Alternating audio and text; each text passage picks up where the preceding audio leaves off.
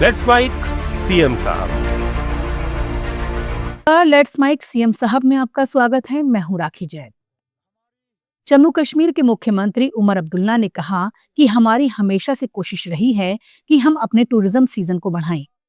श्रीनगर में मुख्यमंत्री उमर अब्दुल्ला ने क्रिस्थैंथम गार्डन गुले दाऊद के उद्घाटन कार्यक्रम में कहा कि ट्यूलिप गार्डन से एक बड़ा फायदा हमें ये हुआ कि जहां हमारा सीजन मई के महीने में शुरू होता है, ट्यूलिप गार्डन की वजह से लोग यहाँ मार्च और अप्रैल से ही आना शुरू हो जाते हैं।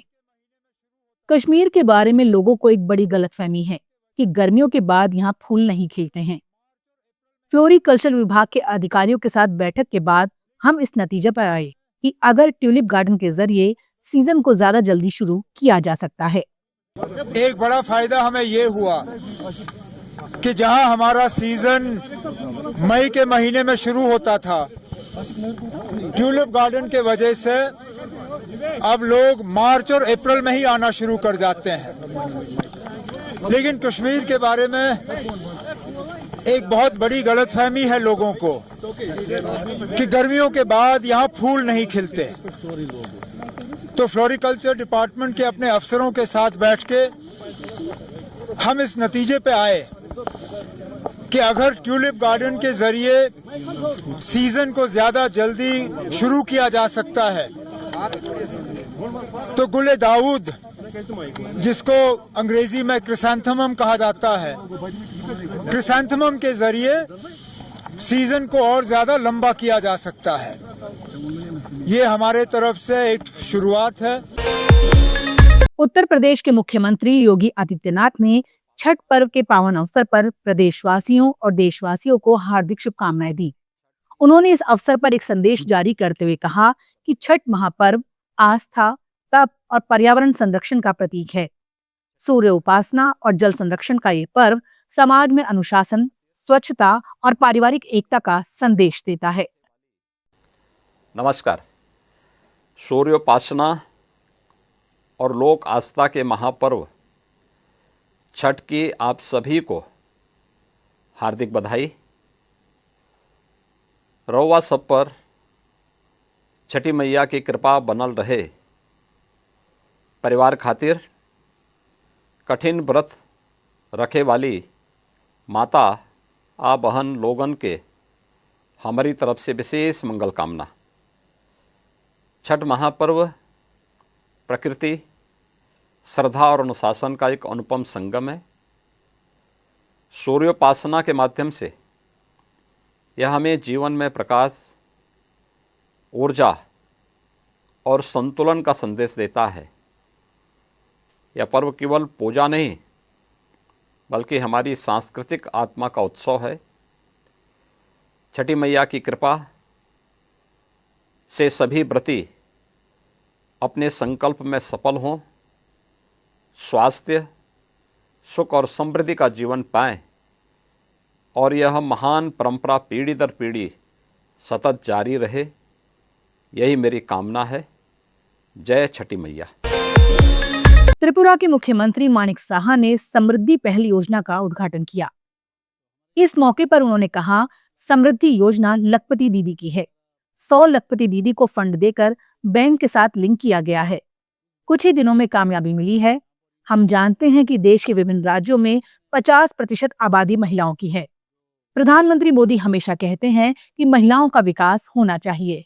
समृद्धि जो है ये एक्चुअली लाखपति दीदी बनाने के, तो हमारे यहाँ अभी 100 लाखपति दीदी को जिस तरह फंड देके बैंक के साथ लिंक करके जिस तरह देना चाहिए, उस व्यवस्था को आज हम लोग यहाँ पर इनॉग्रेशन किया और विदिन एक मैंने जो कार्यक्रम रखा है उसमें देखा गया मैंने कुछ दिनों में इतना 30 डेज और प्लस ऐसा कुछ दिनों में जिस तरह सक्सेस हुआ है, तो ये बैंक और जो हमारा दीदी है एसएचजी ग्रुप का, इनका एक अच्छा मैंने बहुत ही अच्छा परफॉर्मेंस हमने देख पाया।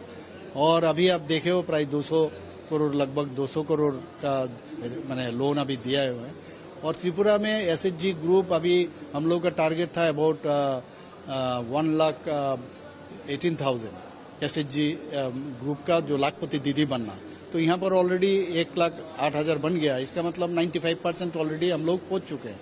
तो आने वाले दिन 100% होगा। और ये जो हम लोग जानते हैं पूरा देश में, इवन राज्य में अब 50% पॉपुलेशन का महिला है। तो इनका माननीय प्रधानमंत्री जी हमेशा कहते हैं उनका हमेशा डेवलपमेंट होना चाहिए, आर्थिक सामाजिक उन्नयन होना चाहिए। गोवा के मुख्यमंत्री प्रमोद सावंत ने विधिक माप विज्ञान नियंत्रण के राष्ट्रीय सम्मेलन पर कहा, 25 से अधिक राज्यों के माप विज्ञान विभाग और भारत सरकार के संयुक्त सचिव यहाँ आए। पूरे दिन विधिक माप विज्ञान व्यापार में आसानी और विधिक माप विज्ञान जागरूकता पर चर्चा हुई। ये प्रधानमंत्री के विकसित भारत 2047 के दृष्टिकोण को प्राप्त करने में महत्वपूर्ण भूमिका निभाएगा। लीगल मेट्रोलॉजी का कॉन्फ्रेंस गोवा में आयोजन किया, इसलिए मैं सबसे पहले भारत सरकार के minister for the consumer affairs and legal metrology Shri Prahlad Joshi ji का बहुत बहुत स्वागत करता हूँ। मोर देन 25 स्टेट्स के लीगल मेट्रोलॉजी कंट्रोलर्स, उनके ऑफिसर्स और गवर्नमेंट ऑफ इंडिया के जॉइंट सेक्रेटरीज यहाँ पे आए। पूरे दिन भर का उनके लीगल मेट्रोलॉजिस्ट के बारे में जो discussions, ease of doing the business, legal metrology awareness, इसके बारे में डिस्कशंस यहाँ पे होगा। और जैसे जॉइंट सेक्रेटरी जी ने कहा कि द बेस्ट प्रैक्टिसेस बाकी स्टेट्स में वो एक दूसरे के साथ शेयर कर सकेंगे।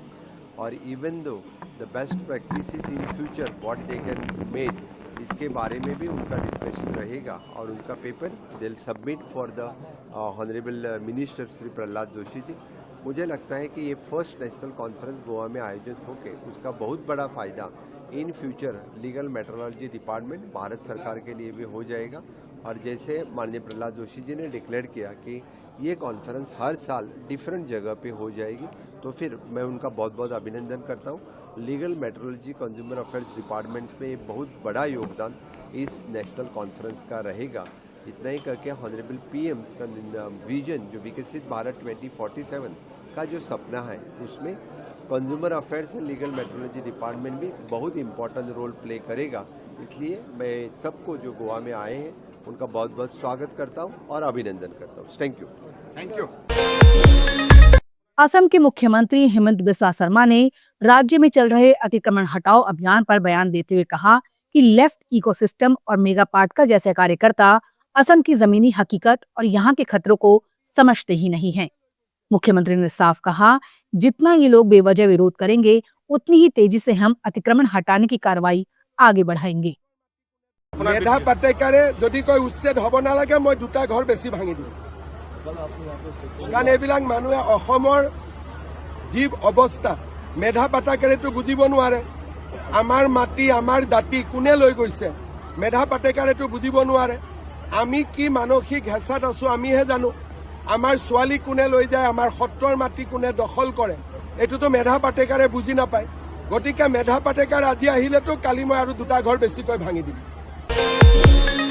चलिए अब चलते चलते आपको पंजाब के मुख्यमंत्री भगवंत मान का एक वीडियो जो इन दिनों वायरल हो रहा है वो सुनवाते हैं, जिसमें उन्होंने नौजवानों को बड़े रोचक अंदाज में अपनी जड़ों से जुड़े रहने की सीख दी है। प्लेन ਹੁੰਦਾ ਹੈ 747 787 350 ਸਵਾਰੀਆਂ, ਉਹਨਾਂ ਦਾ ਸਮਾਨ, ਆਪਣਾ ਵਜ਼ਨ ਲਗਭਗ 1.25 ਲੱਖ ਲੀਟਰ ਤੇਲ ਲੈ ਕੇ ਉੱਡ ਜਾਂਦਾ, ਇੰਨੀ ਤਾਕਤ ਹੁੰਦੀ ਹੈ। ਪਰ ਜਦੋਂ ਪਲੇਨ 에ਅਰਪੋਰਟ ਦੇ ਗੇਟ ਤੇ ਖੜਾ ਹੈ ਤਾਂ ਉਹਦੀ ਜ਼ੀਰੋ ਹੁੰਦੀ ਹੈ ਤਾਕਤ, ਕਿਉਂਕਿ ਪਲੇਨ ਦੇ ਬੈਕ ਗੇਅਰ ਨਹੀਂ ਹੁੰਦਾ ਜੀ। ਫਿਰ ਇੱਕ ਛੋਟਾ ਜਿਹਾ ਟਰੈਕਟਰ ਜਿਹਾ ਹੁੰਦਾ ਹੈ, ਉਹ ਉਹਨੂੰ ਇਦਾਂ ਕਰਕੇ ਐ ਸਿੱਧਾ ਕਰ ਦਿੰਦਾ, ਉਹਨੂੰ ਰਨਵੇ ਨਜ਼ਰ ਆ ਜਾਂਦਾ ਪਲੇਨ ਨੂੰ। ਉਹ ਟਰੈਕਟਰ ਨੂੰ ਕਹਿੰਦਾ ਥੈਂਕ ਯੂ ਵੈਰੀ ਮੱਚ, ਹੁਣ ਮੈਨੂੰ ਛੱਡ ਦੇ ਮੇਰੇ ਕੰਮ ਤੇ। ਉਹ ਅੱਗੇ ਫਿਰ ਜਹਾਜ਼ ਦੇ ਇੰਜਨਾਂ ਤੇ ਡਿਪੈਂਡ ਕਰਦਾ ਹੈ ਕਿ ਉਹ 25-26 ਮਿੰਟਾਂ ਬਾਅਦ ਦਿੱਲੀ ਉੱਡ ਕੇ ਚੰਡੀਗੜ੍ਹ ਉਤਰਦਾ ਹੈ ਜਾਂ 15 ਘੰਟਿਆਂ ਬਾਅਦ ਸਨ ਫਰਾਂਸਿਸਕੋ ਜਾਂ ਟੋਰਾਂਟੋ ਜਾਂ ਵੈਨਕੂਵਰ ਉਤਰਦਾ ਹੈ। ਇਹ ਉਹਦੇ ਇੰਜਨਾਂ ਤੇ ਡਿਪੈਂਡ ਕਰਦਾ ਹੈ। ਸੋ ਮੇਰੇ ਪੰਜਾਬ ਦਾ, ਮੇਰੇ ਦੇਸ਼ ਦਾ ਯੂਥ, ਮੈਨੂੰ ਇਹਨਾਂ ਦੇ ਇੰਜਨਾਂ ਤੇ ਕੋਈ ਸ਼ੱਕ ਨਹੀਂ, ਬਹੁਤ ਟੈਲੈਂਟਡ ਨੇ, ਜਹਾਜ਼ ਵਾਂਗੂ ਨੇ ਮੇਰੇ ਯੂਥ।